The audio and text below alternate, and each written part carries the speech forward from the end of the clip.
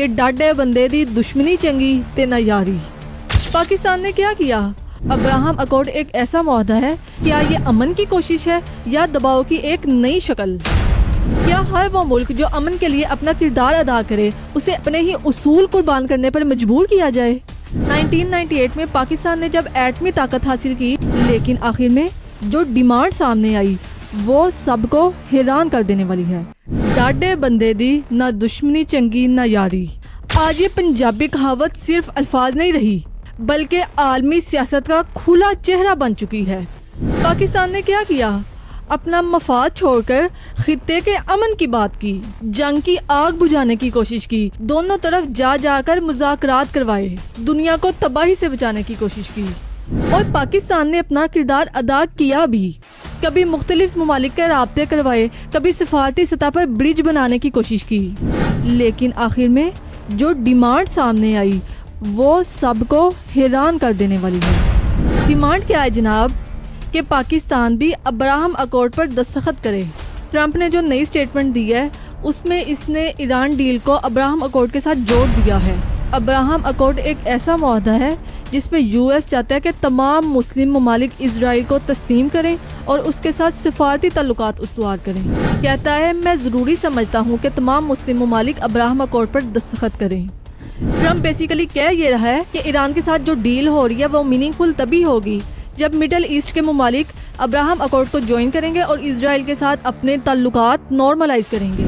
यही वो लम्हा है जनाब जहां ये सवाल उठता है कि क्या ये अमन की कोशिश है या दबाव की एक नई शक्ल। और फिर वही पुरानी हकीकत सामने आती है कि दुनिया में सियासत जज्बात से नहीं बल्कि मफादात से चलती है।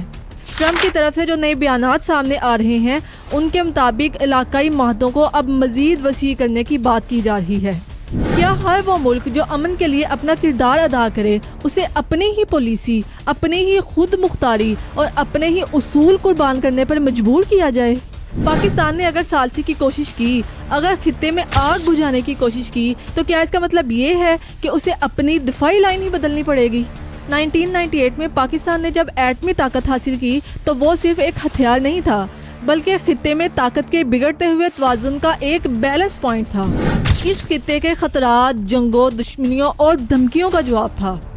और अब अगर कोई ये सोचता है कि पहले हमारी जंग रुकवाओ और फिर अपने हथियार ही हमारे हवाले कर दो, तो ये फिर दोस्ती नहीं बल्कि सियासी गुलामी मांगना है। यही वो पॉइंट है जहां बहुत से लोग सोचते हैं कि पाकिस्तान न्यूट्रल ही रहता, ना किसी की जंग में कूदता, ना सालसी करवाता, ना कोई अमन की कोशिश करता, ना किसी की सियासत का हिस्सा बनता, क्योंकि बाज़ खामोश रहना दुनिया की सियासत का महफूज तरीन हिस्सा होता है। और सबसे ख़तरनाक गलती क्या होती है? ये समझ लेना कि दुनिया की सियासत में एहसानों का कोई हिसाब होता है। यहाँ एहसान नहीं सिर्फ ताकत बोलती है, क्योंकि ताकतवर की दोस्ती भी शर्तों के साथ आती है और दुश्मनी भी कीमत मांगती है। इसीलिए पंजाब के बुजुर्ग सदियों पहले कह गए थे कि डाढे बंदे दी दुश्मनी चंगी ते ना यारी। सब्सक्राइब। आज तक के लिए इतना ही, मिलते हैं अपनी अगली वीडियो में, तब तक के लिए अल्लाह हाफिज़।